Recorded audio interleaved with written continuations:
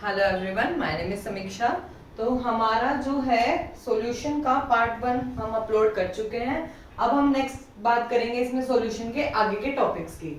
तो हमने लास्ट में कंसंट्रेशन टर्म्स के बारे में पढ़ा था, मोलैरिटी, मोलालिटी, इन सब के बारे में। तो वहां पे अगर आपको मोलैरिटी और वॉल्यूम में ऐसा कोई रिलेशन दे दे तो आप ये फॉर्मूला भी डायरेक्ट अप्लाई करके आंसर निकाल सकते हो।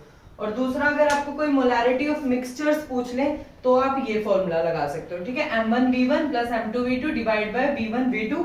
आपको वैल्यूज जो जो गिवन होंगे आप पुट करोगे, बाकी आप कैलकुलेट कर सकते हो। तो अब हमारा नेक्स्ट टॉपिक है सॉल्यूशन के अंदर सोल्यूबिलिटी, ठीक है। तो सोल्यूबिलिटी क्या होता है? Amount of substance dissolved in 1 litre या unit volume of a particular solvent to form saturated solution at given temperature and pressure.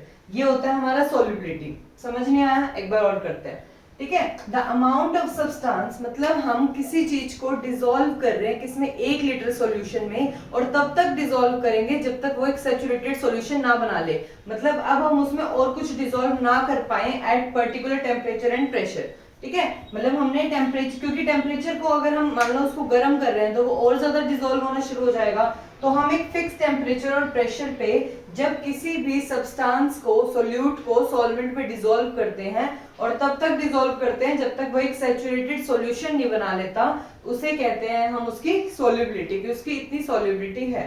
अब जो सोल्यूबिलिटी है ये इसकी डेफिनेशन हो गई, लिख लेना। और इसके बाद इसके क्या क्या फैक्टर हैं जो हम किस किस पे डिपेंड करता है। तो सबसे पहले ये डिपेंड करता है nature of solute and solvent, कि हमारा सोल्यूट कैसा है, सॉल्वेंट कैसा है, और जब वो मिक्स होंगे एक दूसरे में, मैं सोल्यूट को सॉल्वेंट में मिक्स करूंगी तो वो कैसी सोल्युबिलिटी देंगे। तो हमें पता है एक इंपॉर्टेंट चीज, लाइक डिसॉल्व लाइक, सुना है ये चीज, लाइक डिसॉल्व लाइक, जो जैसा होता है उसमें वैसा ही घुलता है। मान लो अगर मेरा सोल्यूट पोलर है, पोलर नेचर का है, और मेरा सॉल्वेंट पोलर नेचर का है, तो वो बहुत अच्छे से डिसॉल्व हो जाएंगे, उनकी सॉल्युबिलिटी मैक्सिमम होएगी। अगर मेरा सोल्यूट पोलर है और सॉल्वेंट नॉन पोलर है तो ये आपस में डिसॉल्व नहीं होंगे। इसीलिए डिपेंड करता है कि सोल्यूट और सॉल्वेंट का नेचर कैसा है, ठीक है। लाइक डिसॉल्व लाइक, यहां से ये याद करेंगे। दूसरा हमारा क्या फैक्टर है, टेम्परेचर का।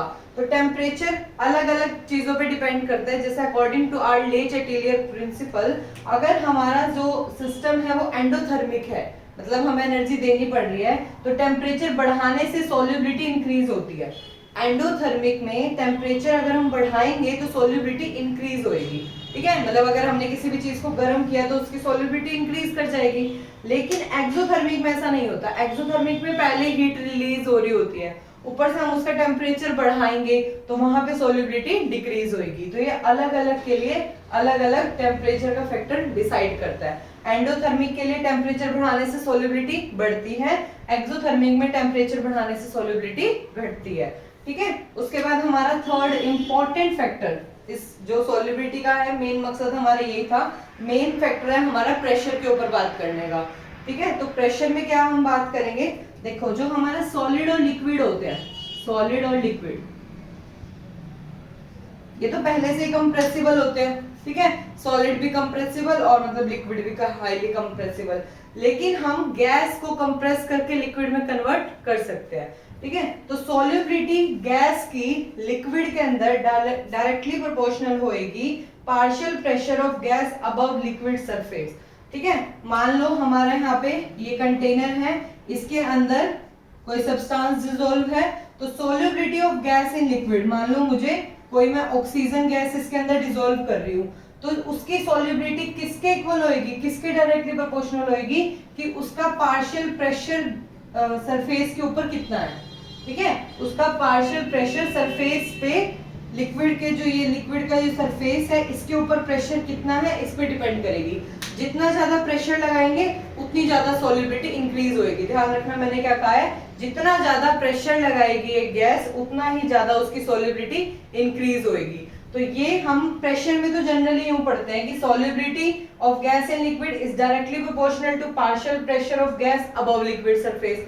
लेकिन हेनरी लॉ के अकॉर्डिंग अगर मैं यहाँ बात करूं हेनरीज लॉ की, तो उन्होंने ये इसी बात को उल्टा कर दिया था, ठीक है। यहाँ पे अब हमारा टॉपिक है हेनरीज लॉ। ठीक है। उन्होंने जो सोल्यूबिलिटी है ना वो मोल फ्रैक्शन से डिस्क्राइब किया था। जहां जहां तुम्हें मोल फ्रैक्शन दिखे ना उसका मतलब वो सोल्यूबिलिटी है। ठीक है, मोल fraction of gas in liquid. ठीक है, तो हेनरीज लॉ ने क्या बोला कि पार्शियल प्रेशर किसी का भी is directly proportional to mole fraction, मतलब उसकी solubility of gas in liquid. ठीक है, मतलब इन हेनरीज लॉ ने क्या बोला कि जितने ज्यादा मोल्स होंगे गैस के उतना ही ज्यादा वो प्रेशर लगा पाएगी, मतलब उतनी ही ज्यादा डिसॉल्व हो पाएगी उसके अंदर। तो ये था हमारा हेनरीज लॉ। जब भी तुमसे हेनरीज लॉ पूछे तो तुम ये बताओगे कि partial pressure of gas above liquid surface is directly proportional to its mole fraction या solubility of gas in liquid. फिर तुम बता दोगे कि सोल्यूबिलिटी को ही मोल फ्रैक्शन कहा गया है। उसके बाद जब ये डायरेक्टली प्रोपोर्शनल का साइन हटता है तो कांस्टेंट आता है, तो यहाँ जो कांस्टेंट आएगा वो KH आएगा, जिसे कहते हैं हम हेनरी लॉ कांस्टेंट। ठीक है, ये जो KH है वही है हमारा हेनरीज लॉ कांस्टेंट। ठीक है, तो ये अलग अलग वैल्यूज पे, मतलब अलग अलग सब्सटेंस के लिए इसकी अलग अलग वैल्यू होती है। ठीक है, और अलग हर एक सब्सटेंस के लिए इसकी फिक्स वैल्यू होती है, इसलिए ये कांस्टेंट होता है। ठीक है, अगर मुझे KH निकालने को बोला जाए कि KH कैसे निकाल सकती हूँ मैं, तो मैं क्या करूंगी, जो मेरा पार्शियल प्रेशर है, पार्शियल प्रेशर क्यों बोल रहे हैं इसको, मान लो हमारे कंटेनर में बहुत सारे हैं, बहुत सारी गैसेस हैं, तो उसमें से मुझे किसी एक पर्टिकुलर का निकालना हो तब मैं यहाँ यूज करती हूँ पार्शियल प्रेशर। ठीक है, प्रेशर नॉर्मल प्रेशर तो सबका होता है, लेकिन पार्शियल प्रेशर तब होता है जब मुझे पूरे में से किसी एक का सब्सटेंस का कैलकुलेट करना हो। तो यहाँ पे KH कैसे होएगा, partial pressure divide by mole fraction solubility. तो देखो जितना ज्यादा मोल्स होंगे उतना ही कम उसका क्या होना चाहिए, KH वैल्यू। किसी की KH वैल्यू कम है मतलब उसका मोल फ्रैक्शन ज्यादा है, वो उतना अच्छे से डिसॉल्व हो पाएगा। तो ये, और जो जितने अच्छे से डिसॉल्व हो पाएगा उसकी सोल्यूबिलिटी उतनी ज्यादा होगी, है ना। तो तुम्हें क्या याद रखना है, जिसकी KH की वैल्यू जितनी कम उसका मोल फ्रैक्शन उतना ज्यादा, मतलब उसके मोल्स उतने ज्यादा डिसॉल्व होंगे, मतलब उसकी सोल्यूबिलिटी उतनी ज्यादा, क्योंकि हम सोल्यूबिलिटी को ही mole fraction of gas in liquid बोल रहे हैं। ठीक है, अगर मैं इसका टेम्परेचर के साथ रिलेशन देखूं, ये सब नोट कर लिया। ठीक है, एक चीज और है यहाँ पे,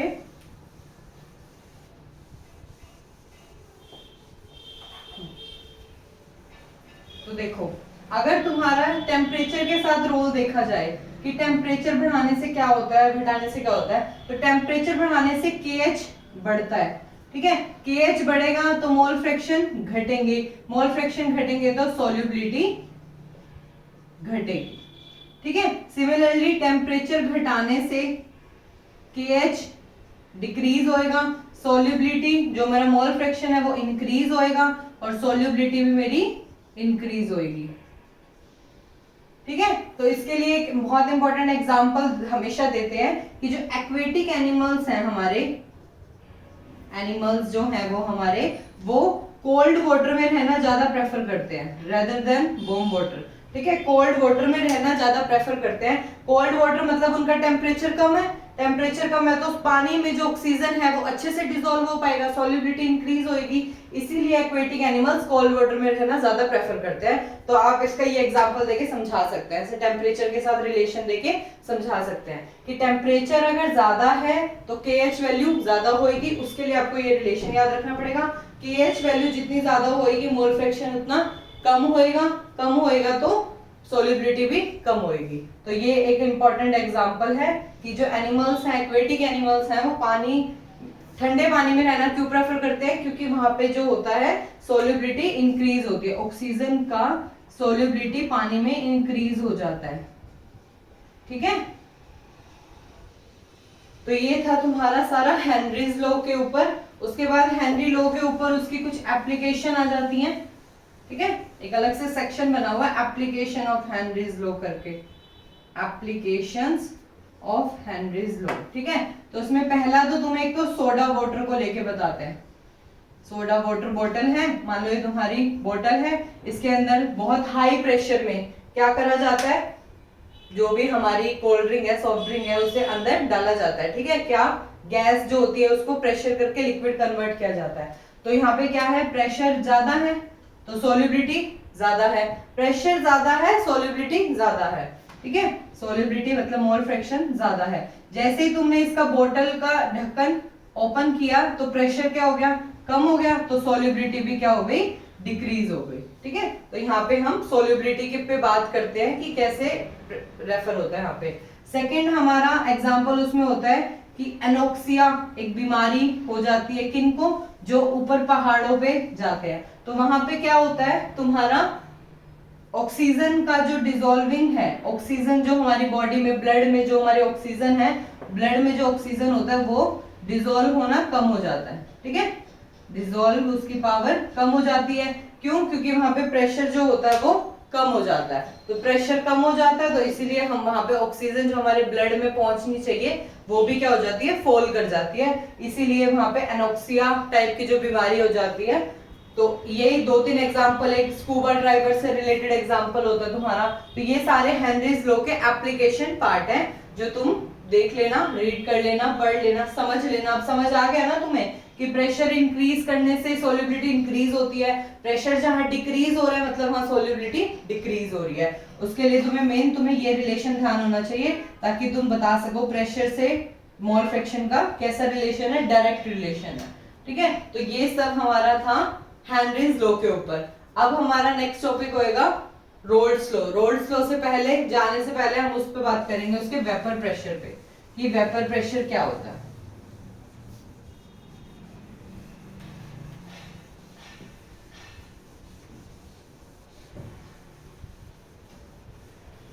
ठीक है, तो सबसे पहले हम यहाँ पे डिस्कस करेंगे वेपर प्रेशर को, ठीक है। तो यहाँ पे देखो नाम से पता लग रहा है वेपर। वेपर कब बनेंगे, जब कोई इवेपोरेशन की प्रोसेस होगी, ठीक है, कोई चीज अप में जाएगी, ठीक है, मतलब लिक्विड है वो वेपर में कन्वर्ट होंगे। तो सबसे पहले कोई भी ओपन कंटेनर में ये प्रोसेस नहीं हो सकती, उसके लिए हमें क्या चाहिए, क्लोज्ड कंटेनर चाहिए, ठीक है, क्लोज्ड कंटेनर चाहिए। तो हम क्या करेंगे, मान लो ये हमारा कंटेनर है, इसको बंद कर दिया, इसके अंदर पानी था, ठीक है, पानी जो था, लिक्विड जो था वो गैस बनना शुरू हुआ और यहाँ पे आ गया, ठीक है। तो क्या बनने लगे, वेपर बनने लगे। तो ये वेपर और लिक्विड इन दोनों के बीच में क्या आ जाता है, इक्विलिब्रियम क्रिएट हो जाता है। वेपर तब बनेंगे जब वेपर और हमारा लिक्विड के अंदर क्या आ जाए, इक्विलिब्रियम स्टेट आ जाए, ठीक है। तो ये हमारा यहाँ पे क्या बन जाएगा, vapour pressure. Vapour pressure.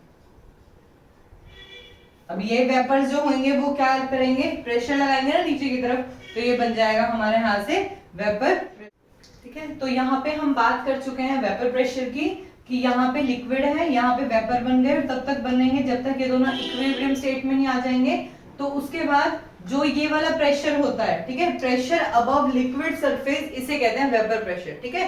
The pressure which occurs above liquid surface is known as vapour pressure, ठीक है। तो यहाँ वेपर प्रेशर डिस्कस हो गया। उसके बाद ये किस किस फैक्टर पे डिपेंड करता है, वेपर प्रेशर किस किस फैक्टर पे डिपेंड करता है। एक तो ये डिपेंड नहीं करता कि क्या साइज है, क्या शेप है कंटेनर का।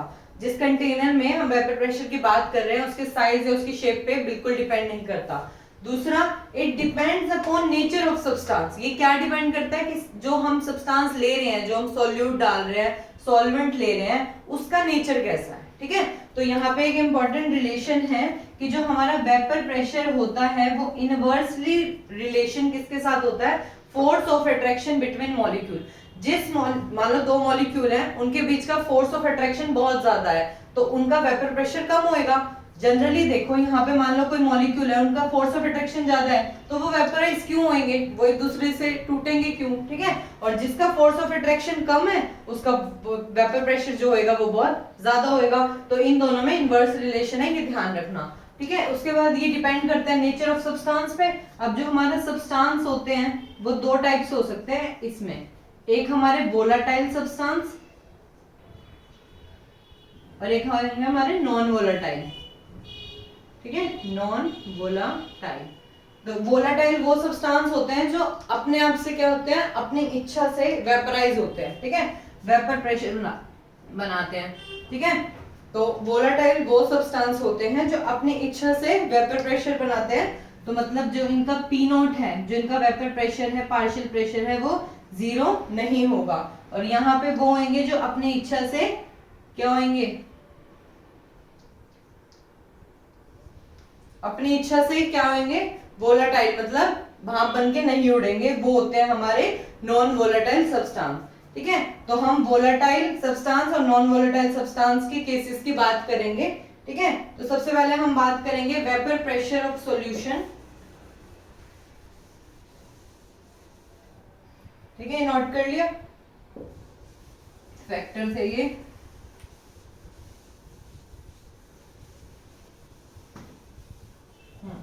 इसके बाद हम यहाँ पे बात करेंगे दो केसेस। सबसे पहले वेपर प्रेशर ऑफ सॉल्यूशन।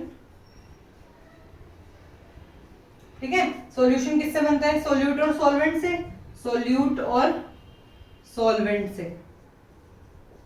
ठीक है, तो हम फर्स्ट केस क्या लेंगे जिसमें हमारा सोल्यूट भी वोलाटाइल है और हमारा सॉल्वेंट भी वोलाटाइल है। ठीक है, मतलब हमारे जो दोनों हैं सोल्यूट और सॉल्वेंट जिससे मिलकर सॉल्यूशन तैयार हो रहा है, वो दोनों वोलाटाइल है। तो यहां पे क्या होएगा, तो ये दोनों क्या है, वोलाटाइल है। तो मान लो हमारा एक कंटेनर है जिसके अंदर हमारा पीए है, मतलब ए कोई भी सब्सटेंस है यहाँ पे, ठीक है, जिसका पार्शियल प्रेशर पीए है। दूसरा हमने कंटेनर लिया जिसके अंदर उसका पार्शियल प्रेशर पीबी है। दोनों को हमने मिक्स कर दिया। मिक्स करने के बाद नया कंटेनर आया, उसमें ए के भी मॉलिक्यूल है और बी के भी मॉलिक्यूल है। तो यहाँ पे इनमें ए भी है और इनमें बी भी है, दोनों है, टोटल है। ठीक है, तो ये इन दोनों का टोटल हो गया। तो यहाँ पे हमारा क्या हम बोलेंगे कि जो पार्शियल प्रेशर है वो डायरेक्टली प्रोपोर्शनल होएगा सोल्यूबिलिटी के, मोल फ्रैक्शन के उसी कंपोनेंट का जिस कंपोनेंट का हम पार्शियल प्रेशर निकाल रहे हैं। ठीक है, तो partial pressure is directly proportional to mole fraction of that component. मतलब भाई हम सोल्यूबिलिटी की बात कर रहे हैं। तो यहाँ पे हम अब बात करें, ये हमारा एक नया लॉ होता है जिसने दिया था रोल्ड्स लॉ। ठीक है, रोल्ड्स लॉ। ठीक है, इन्होंने क्या बोला था कि वही कि जितना ज्यादा हम प्रेशर लगाएंगे उतने ही ज्यादा नंबर ऑफ मोल्स जो होंगे वो इसके अंदर डिसॉल्व होंगे। यहाँ पे हमारा सोल्यूट और सॉल्वेंट दोनों वोलाटाइल है। नेक्स्ट केस में हम बात करेंगे जो सोल्यूट होएगा वो नॉन वोलाटाइल होएगा और सॉल्वेंट हमारा वोलाटाइल होएगा, तब क्या हमारा केस बनेगा। ठीक है, तो यहाँ पे हमारा देखो, जब इनवर्सली प्रोपोर्शनल का साइन हटता है तो यहाँ पे आएगा हमारा कांस्टेंट। यहाँ हमारा कांस्टेंट होएगा ये पी नॉट ए। अब ये जो पी नॉट ए है ये तब है जब ये प्योर सॉल्वेंट में है। ठीक है, प्योर सॉल्वेंट में।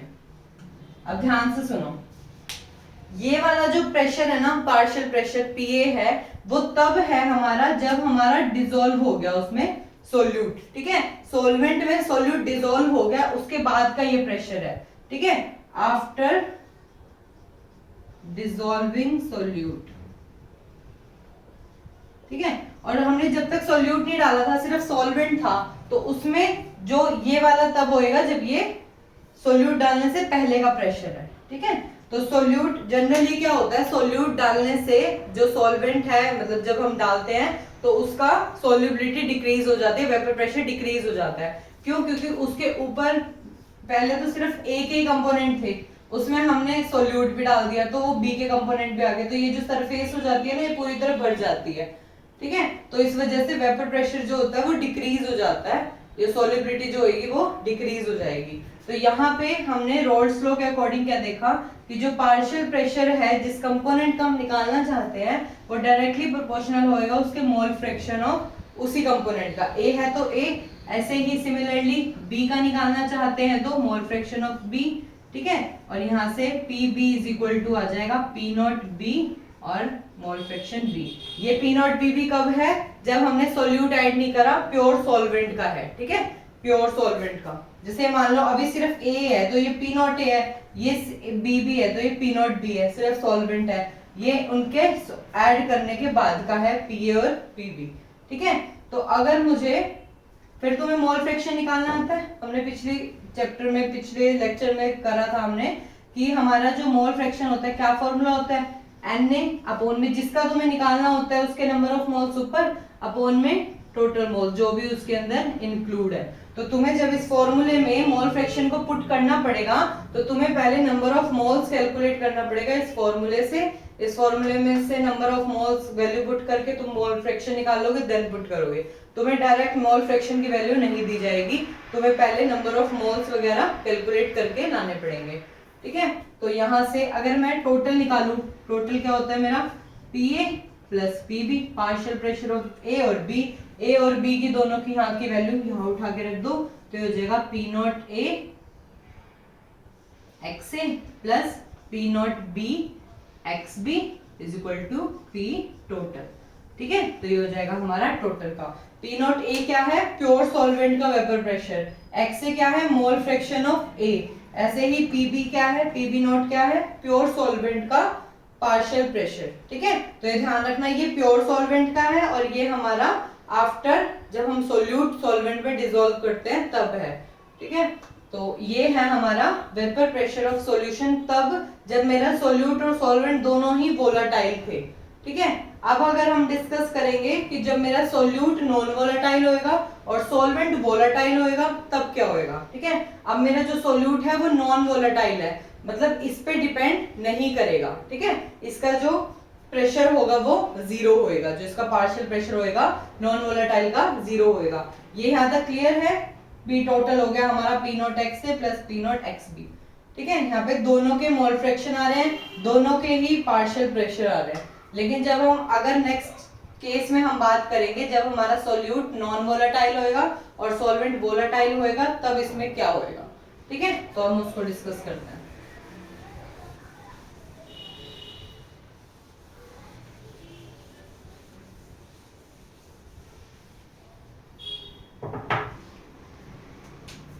तो नेक्स्ट हमारा सॉल्यूशन है जिसमें सोल्यूट है, सॉल्वेंट है, इस बार ये नॉन वोलेटाइल है। ठीक है, और सॉल्वेंट हमारा वोलेटाइल है। ठीक है, वोलेटाइल में जनरली लिक्विड्स आ जाते हैं, ठीक है, लिक्विड्स आते हैं। और नॉन वोलेटाइल में जैसे हमारे ये सॉलिड जितने भी होते हैं, यूरिया, सुक्रोज, ठीक है, ये सब, तो ये सब हमारे नॉन वोलेटाइल में आते हैं। मोस्टली सॉलिड होते हैं और सॉल्वेंट वाला हमारा वोलेटाइल होता है। पिछले केस में हमने वोलेटाइल वोलेटाइल दोनों लिए थे ना, मतलब हमने दोनों लिक्विड को मिक्स किया था, मतलब लिक्विड इन लिक्विड देख रहे थे।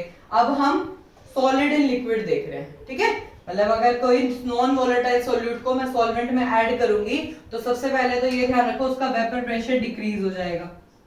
ठीक है, जब भी हम सॉल्यूट को सॉल्वेंट में ऐड करते हैं तो उसका वेपर प्रेशर डिक्रीज हो जाएगा। तो अब यहाँ पे हम बात करेंगे जब हमारा सोल्यूट नॉन वोलेटाइल होएगा और सॉल्वेंट वोलेटाइल होएगा तब क्या सिचुएशन होएगी।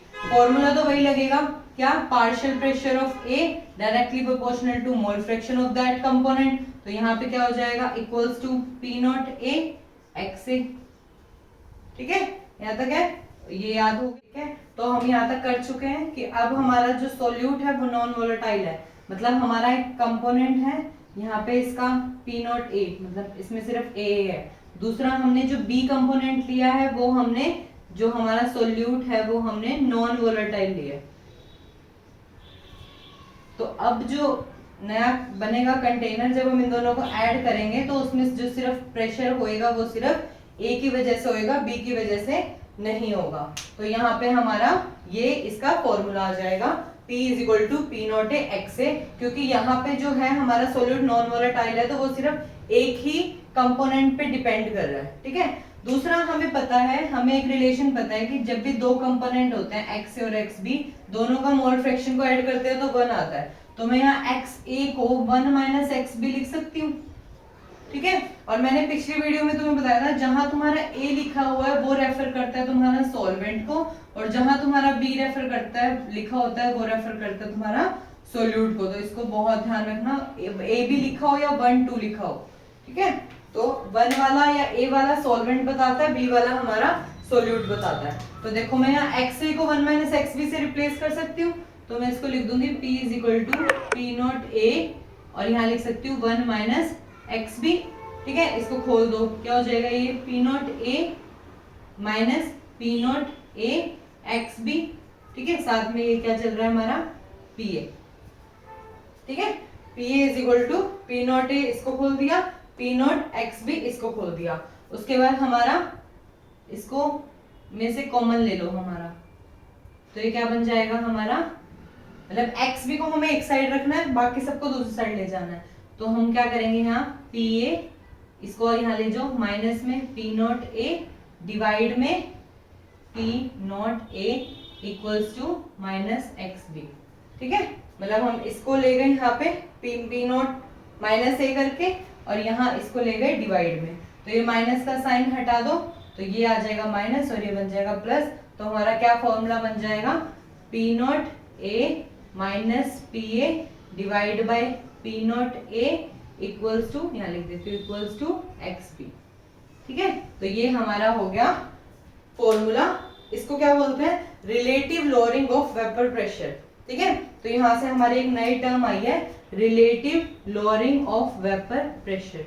तो इसको हम कैसे लर्न करेंगे, देखो प्योर सॉल्वेंट में से माइनस करेंगे जब सोल्यूट ऐड करने के बाद वाला प्रेशर, डिवाइड में प्योर सॉल्वेंट इक्वल्स टू क्या आएगा हमारा, मोल फ्रैक्शन ऑफ सोल्यूट। तो यहाँ से हम कैसे निकालेंगे, ये देखो ये relative lowering of vapour pressure का फॉर्मूला होता है, और ये हमारी एक कोलिगेटिव प्रॉपर्टी होती है जिसको हम नेक्स्ट सेक्शन में डिस्कस करेंगे, सारी कोलिगेटिव प्रॉपर्टी जो कि डिपेंड करती है number of moles of substance पे, ठीक है, मतलब अच्छे से इसके बारे में डिस्कस करेंगे नेक्स्ट वीडियो में कि कोलिगेटिव प्रॉपर्टी क्या होती है। लेकिन रोल्स लॉ में जब हम ये वाला केस डिस्कस कर रहे हैं कि हमारा सोल्यूट नॉन वोलेटाइल है, सॉल्वेंट वोलेटाइल है, तो वहां से हम एक जनरलाइज करके ये फॉर्मूला निकाल आए हैं, ठीक है। तो ये हमारा हो गया फॉर्मूला। उसके बाद ये एक इंपॉर्टेंट ग्राफ होता है, क्या होता है इस ग्राफ में, ये हमारा a प्लस बी वाला हमारा ग्राफ है, जब हम दोनों को मिक्स कर रहे थे, दोनों ही हमारे वोलेटाइल थे, ये केस 1 वाला है, ठीक है, जब हमारे दोनों वोलेटाइल थे। तो देखो यहाँ पे हम x एक्सिस पे ले रहे हैं कंपोजिशन, ठीक है, x एक्सिस पे ले रहे हैं कंपोजिशन, y एक्सिस पे हम लेंगे पार्शियल प्रेशर, x एक्सिस पे कंपोजिशन, y एक्सिस पे पार्शियल प्रेशर। तो यहाँ देखो स्टार्टिंग में हमने माना यहाँ प्योर a है, अभी a है, उसमें हम धीरे धीरे b मिक्स कर रहे हैं, लास्ट में प्योर B बन जाएगा, मतलब उसमें पूरा का पूरा B मिक्स हो जाएगा। तो जब यहाँ पे प्योर A है तो वहां पे मोल फ्रैक्शन A का तो 1 होएगा, B का तो कुछ है ही नहीं वहां सॉल्युबल कुछ भी, तो मोल फ्रैक्शन ऑफ B 0 हो जाएगा। सिमिलरली जब यहाँ पे हम डालते गए तो ये प्योर B बन गया, तो यहाँ पे मोल फ्रैक्शन A अब 0 हो जाएगा और B हमारा 1 हो जाएगा। पहले तो ये सेटअप बना लोगे तुम यहाँ तक, ठीक है। उसके बाद देखो जब प्योर A है तो मोल फ्रैक्शन A है 1 है, 1 से क्या हो रहा है 0 हो रहा है, तो इसका कैसा आएगा डिक्रीजिंग, तो इसके ऊपर इसका प्योर सॉल्वेंट यहाँ पे होएगा, ठीक है। यहाँ पे हम पार्शियल प्रेशर ले रहे हैं ना, तो प्योर सॉल्वेंट कुछ तो होएगा, A यहाँ पे है सबसे पहले पूरा A ही है, वो धीरे धीरे डिक्रीज हो रहा है, ठीक है, तो यहाँ पे जाके A 0 हो रहा है। सिमिलरली B यहाँ पे 1 है मैक्सिमम है, और यहाँ धीरे धीरे जाके 0 हो रहा है, ठीक है। हम इसको उल्टा भी ले सकते हैं, प्योर B पहले ले सकते हैं, फिर उसमें A मिक्स करते रहेंगे, प्योर A बन जाएगा, सब चीजें उल्टी हो जाएंगी। ऐसे भी बना सकते हो, वैसे भी बना सकते हो। फिर यहाँ से यहाँ तक A वाला, यहाँ से यहाँ तक B वाला, जो हमारा ये फॉर्मूला होता है PB equal to P naught B X B Raoult's law से, और ये इन दोनों को जब हम ऐड करेंगे तो ये हमारा टोटल हो जाएगा PA प्लस PB। तो ये हमारा वो होता है ग्राफ आता है बनाने को, जब हमसे पूछा जाता है वेपर प्रेशर ऑफ सॉल्यूशन का, और जब आइडियल नॉन आइडियल पूछेंगे तो उसमें भी ग्राफ बहुत ज्यादा इंपॉर्टेंट होता है, ठीक है। तो नेक्स्ट टॉपिक हमारा वही होगा आइडियल सॉल्यूशन और नॉन आइडियल सॉल्यूशन क्या होता है। जनरली इसमें मैं एक बात बता देती हूँ, आइडियल सॉल्यूशन वो होते हैं जो रोल्स लॉ को फॉलो करेंगे, मतलब ये वाली जो बात है इसको मानेंगे, ठीक है, रोल्स लॉ का ये जो बात है, जो इसका ये इक्वेशन है, इसको फॉलो करेंगे। और नॉन आइडियल कौन होंगे, जो रोल्स लॉ को ओबे नहीं करेंगे, ठीक है। तो इन दोनों के बीच में एक डिफरेंस आता है, वो हम डिस्कस करेंगे, आइडियल सॉल्यूशन और नॉन आइडियल। तो नेक्स्ट हमारा टॉपिक है आइडियल सॉल्यूशन और नॉन आइडियल सॉल्यूशन क्या होते हैं, ठीक है। तो अभी मैंने थोड़ा सा बता दिया था कि आइडियल सॉल्यूशन वो होते हैं जो रोल्स लॉ को ओबे करते हैं। रोल्स लॉ हमारा क्या होता है, ये कि partial pressure is directly proportional to mole fraction of that component, मतलब PA is equal to P naught A X A, ठीक है। तो जो इसको फॉलो करे, मतलब अगर PA जो हम पार्शियल प्रेशर निकाल रहे हैं वो mole fraction into P naught A करने पे इक्वल आ रहा है, तो वो रोल्स लॉ को ओबे करेगा। अगर वो ऐसा नहीं कर रहा मतलब हमारा P A is not equal to P not A X A, ठीक है, या फिर P B is not equal to P not B X B, तो वो हमारा रोल्स लॉ को ओबे नहीं करता, तो वो हमारा नॉन आइडियल हो जाता है। तो ये आता है हमारा फर्स्ट पॉइंट क्या है, जो ओबे करे रोल्स लॉ को। मतलब मान लो हमने एक्सपेरिमेंट करा, लैब में एक्सपेरिमेंट करा और उससे प्रेशर हमने ऑब्जर्व किया कि इतना प्रेशर हमारा आ रहा है। दूसरी तरफ हमने कैलकुलेट करा, रोल्स लॉ लगा के फॉर्मूले में पुट करके वैल्यूज को कैलकुलेट करा। अगर ये दोनों इक्वल आ रहे हैं तो वो रोल्स लॉ को फॉलो कर रहे हैं, मतलब वो आइडियल सॉल्यूशन हो गया। और अगर वो नहीं कर रहा तो वो नॉन आइडियल सॉल्यूशन हो गया। मतलब इसमें जो प्रेशर ऑब्जर्व है वो अगर ये जो पी नॉट ए एक्स ए ये जो कैलकुलेटेड है अगर वो इक्वल नहीं आ रहे तो वो नॉन आइडियल हो गया। दूसरा, डेल्टा वी मिक्सिंग जीरो होनी चाहिए। कहने का मतलब क्या है, मान लो ये दो कंटेनर है, इसका वॉल्यूम 1 इसका वॉल्यूम 2, जब मैंने दोनों को मिक्स किया तो मेरा एक फाइनल वॉल्यूम आया दोनों को मिक्स करने पे। अगर मेरा फाइनल वॉल्यूम पहले इन्हीं V1 और V2 के इक्वल आ रहा है तो वहां पे डेल्टा वी मिक्सिंग जीरो है, मतलब कोई भी चेंज नहीं आया, जितना पहले था उतना ही है, तो वो आइडियल में हो गया। और यहाँ पे क्या हो जाएगा कि delta V mixing not equal to zero, मतलब कुछ इसमें चेंज आएगा, ठीक है। तीसरा, डेल्टा एच मिक्सिंग जीरो, मतलब जब यहाँ पे हमारे ए थे और यहाँ हमारे बी थे तो ए जितने मॉलिक्यूल थे उनकी इंटरेक्शन थी, बी बी उनकी इंटरेक्शन थी। ये टूटी होगी, बी बी की इंटरेक्शंस टूटी होंगी, तब जाके नई ए और बी की इंटरेक्शन बनी होगी। तो जब हमारा बॉन्ड टूटता है तो हमें एनर्जी देनी पड़ती है, जब हमारा बॉन्ड बनता है तो एनर्जी रिलीज होती है।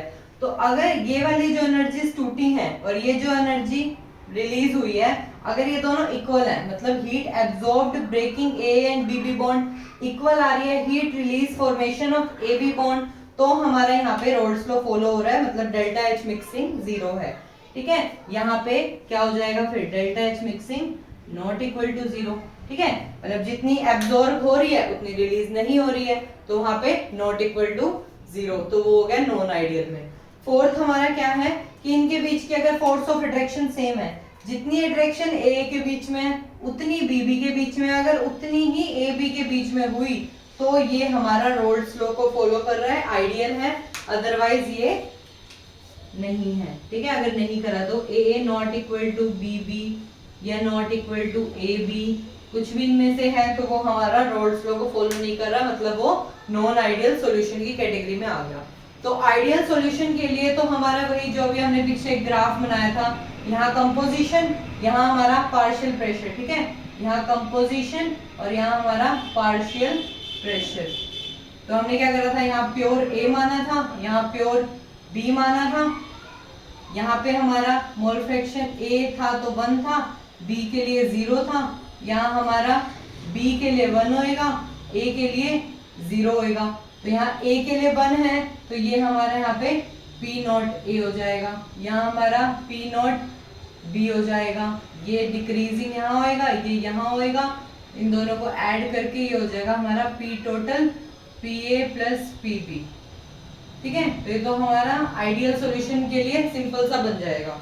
लेकिन जब नॉन आइडियल सॉल्यूशन की बात आएगी तो इसमें हमारे दो केस आते हैं, ठीक है। नॉन आइडियल सॉल्यूशन पहले तो रोल्स लॉ को फॉलो नहीं करता, दूसरी बात इसके अंदर दो केस आते हैं, पॉजिटिव डेविएशन और नेगेटिव डेविएशन। किससे? फ्रॉम रोल्स लॉ से,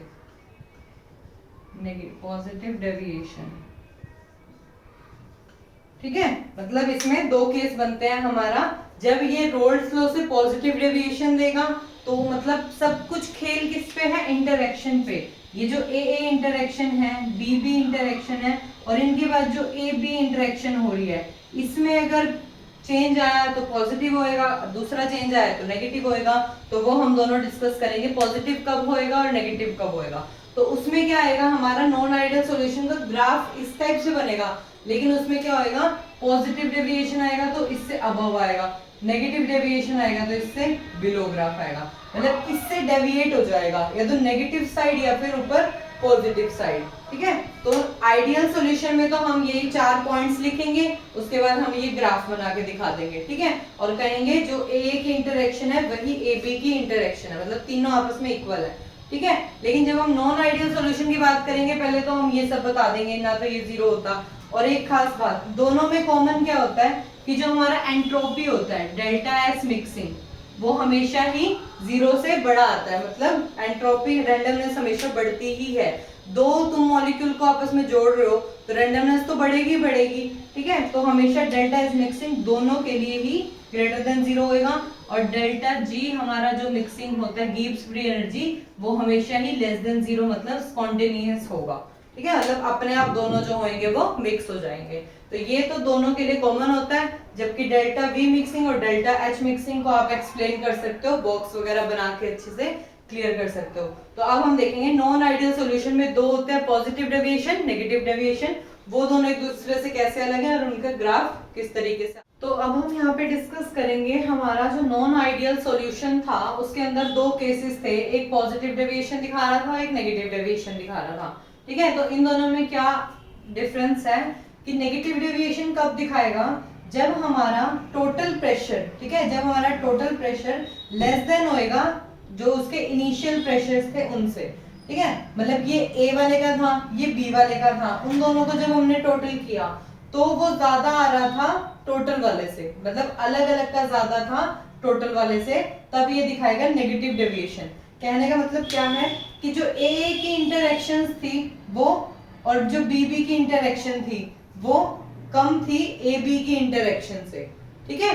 तो यहाँ पे हमने क्या ध्यान रखना है कि ए और बी की जो इंटरैक्शन होगी, जब ये ए और जब ये बी जो इंटरेक्शन था, जब ये बाद में जुड़े ए और बी की इंटरेक्शन हुई तो ये ज्यादा हुए। तो ये जब बहुत ज्यादा होंगे, ए और बी की फोर्स ऑफ अट्रैक्शन ज्यादा होगी तो ये वेपराइज नहीं होंगे, तो इनका जो टोटल प्रेशर है आएगा वो कम होएगा, ठीक है। तुम्हें पहले क्या ध्यान रखना है, ये चीज ध्यान रखनी है कि जो तुम्हारी ए बी की इंटरेक्शन है वो ज्यादा है तो वेपर प्रेशर नहीं बनेगा। तो ये कब ए बी कब बनता है, जब टोटल होता है ना, तो टोटल प्रेशर जो होएगा वो कम होएगा। तो पहले तुम ये ध्यान रखना, उससे तुम्हें ये इजीली लर्न हो जाएगा, ठीक है, कि तुम्हारी ए बी की इंटरेक्शन ज्यादा है, वेपर प्रेशर कम बनेगा तो उसका टोटल प्रेशर कम होएगा उनके इनिशियल वालों से, ठीक है। दूसरा हमारा जो डेल्टा वी मिक्सिंग है वो भी लेस देन जीरो होएगा, मतलब जो उसकी फाइनल वॉल्यूम है वो कम होएगी पहले दो वॉल्यूम के अकॉर्डिंग। क्यों? क्योंकि इंटरेक्शन ज्यादा है, पास पास आ गई, वॉल्यूम कम हो गया, तो फाइनल वाले की वॉल्यूम कम हो गई। ऐसे delta H mixing less than zero है, मतलब जो हीट रिलीज हुई है, रिलीज कब होती है, जब ए बी इंटरेक्शन होती है, और एब्जॉर्ब कब होती है, जब ए और बी इंटरेक्शन होती है, ठीक है। तो जो ए बी इंटरेक्शन है उससे ज्यादा हीट तब रिलीज हो गई जब ए बी बन रही थी, तो delta V mixing less than zero है। रिलीज होती है तो कौन सी होती है, एक्सोथर्मिक ना, और एक्सोथर्मिक क्या होता है, नेगेटिव, तो यहाँ पे लेस देन जीरो वैल्यू आएगी, ठीक है। सिमिलरली इसका जस्ट अपोजिट हो जाएगा पॉजिटिव डेविएशन में, यहाँ पे ए और बी की इंटरेक्शन ज्यादा है ए बी से, ठीक है, मतलब पहले ये इतने इंटरेक्ट हैं तो इनका जो टोटल प्रेशर, मतलब अब जो टोटल प्रेशर आएगा वो ज्यादा होएगा। बस तुम एक का याद रखो, दूसरा उसके अपोजिट हो जाएगा। यहाँ delta V mixing less than है, यहाँ ग्रेटर देन, यहाँ delta H mixing less than है, वहाँ ग्रेटर देन। आइडियल सॉल्यूशन होता तो इक्वल था, है ना। तो ये नॉन आइडियल सॉल्यूशन जब ये इक्वल नहीं है तो या तो ग्रेटर देन होगा या लेस देन होगा। तो वो हमने पॉजिटिव डेविएशन और नेगेटिव डेविएशन को देखा। अब इनके एग्जांपल से कैसे याद रखोगे, देखो पहले कुछ ऐसी चीजें होंगी जिनमें इंटरेक्शन कम होएगी, ठीक है, वीक होएगी। उसके बाद जब ये प्रोडक्ट बनाएंगे तो इनमें इंटरेक्शन ज्यादा होएगी। मतलब पहले तुम्हें ऐसे कंपाउंड लेने हैं जिसमें वीक फोर्सेस हो, ठीक है, और जब ये दोनों मिक्स होए तो ऐसा कुछ बने कि कोई हाइड्रोजन बॉन्ड बन रहा हो या स्ट्रॉन्ग इनके बीच में ऐसा कोई बॉन्ड बन रहा हो। तो इस टाइप के एग्जांपल लेने हैं, जैसे हमारा यहाँ पे CH Cl3 और हमारा एसीटोन, ठीक है, क्लोरोफॉर्म एसीटोन, इनमें पहले वीक फोर्सेस हैं लेकिन जब ये दोनों जुड़ेंगे तो ये हाइड्रोजन बॉन्ड बना लेंगे, तो ये हो जाएगा हमारा नेगेटिव डेविएशन का एग्जांपल। या फिर स्ट्रॉन्ग एसिड प्लस वाटर, एक ये भी एग्जांपल है। पहले स्ट्रॉन्ग एसिड है अलग है, वाटर है अलग है, दोनों को हम ऐड करेंगे तो हाइड्रोजन बॉन्ड यहाँ भी बन जाएगा। सिमिलरली पॉजिटिव डेविएशन के एग्जांपल में पहला हाइड्रोजन और बेंजीन। अब यहाँ पे तुम्हें क्या देखना है कि पहले इनके अंदर इंटरेक्शन अच्छी हो, पहले इंटरेक्शन अच्छी हो, जब ये दोनों प्रोडक्ट बनाए तो इंटरेक्शन कुछ कम हो रहा हो। तो यहाँ पे देखो वाटर में हाइड्रोजन बॉन्ड है, बेंजीन है, जब ये दोनों मिक्स होंगे तो ये वीक फोर्सेस हो जाएंगे, मतलब पहले से मुकाबले कम फोर्सेस, कम इंटरेक्शन होगी इनके बीच में। सिमिलरली एग्जांपल है हमारा वाटर प्लस टोलिन का, ठीक है। टोलिन क्या होता है हमारा, बेंजीन रिंग के ऊपर CH3, ठीक है। तो ये था हमारा नेगेटिव डेविएशन और पॉजिटिव डेविएशन में। और उसके बाद जो हमारा ये ग्राफ था, ये हमारा ऐसे जा रहा था, ठीक है, ये ऐसे जा रहा था, यहाँ P0 A था, यहाँ P0 B था, ये हमारा दोनों का टोटल था, ठीक है। दोनों में से किसी एक को नीचे रखना, एक को दूसरे से ज्यादा वोलेटाइल बना देना, ठीक है। तो किसी दो में से किसी एक को ऊपर रख देना। अब जब नेगेटिव डेविएशन होएगी तो ये था, डॉट डॉट कर दो इसे, कि ये हमारा होना चाहिए था, लेकिन है कैसा आएगा, ऐसा, नेगेटिव डेविएशन के लिए। इसमें क्या है, होना ऐसा चाहिए था, ठीक है, लेकिन आएगा ऐसे, ठीक है। हर में जो इधर जा रहा है इसका ऐसे आ जाएगा, जो टोटल जा रहा है उसका भी ऊपर आ जाएगा। तो ये सब पॉजिटिव डेविएशन दिखाएंगे। सेम ग्राफ बनाना है। आइडियल के लिए सिंपल बनता है, नॉन आइडियल के लिए दो केस में बनता है, पॉजिटिव डेविएशन और नेगेटिव डेविएशन का, ठीक है। तो तुम्हें सबसे पहले ध्यान रखना है, बस ये ध्यान रखना है, इसमें इंटरेक्शन AB की ज्यादा है तो इसका टोटल प्रेशर कम होएगा, क्यों, क्योंकि ये वेपराइज नहीं होएगा। और इसको लर्न कर लोगे तो ये अपोजिटली वैसे लर्न हो जाएगा, ठीक है। तो ये था हमारा non ideal solution. Ideal solution, roles law, Henry law, solubility, ठीक है, उसके फैक्टर, और ये सब हमने आज इस वीडियो में डिस्कस किया है। उसके बाद जो हमारा आगे कोलिगेटिव प्रॉपर्टी, थोड़ा सा आइडिया तुम्हें रोल्स लॉ से मिल गया था, relative lowering of vapour pressure, ठीक है, relative lowering of vapour pressure, ठीक है, वहां हमने रोल्स लॉ से निकाला था। एक बार इसको दोबारा नेक्स्ट वीडियो में डिस्कस करेंगे। तो नेक्स्ट में हम जो हमारी 4 कोलिगेटिव प्रॉपर्टीज हैं, जो कि मोस्ट इस चैप्टर की सबसे मेन इंपॉर्टेंट वही है, जिससे न्यूमेरिकल आते हैं, क्वेश्चन आते हैं, थोड़ी बहुत डेरिवेशंस आती हैं, तो उसके बारे में हम नेक्स्ट वीडियो में डिस्कस करेंगे। तो धन्यवाद, थैंक यू।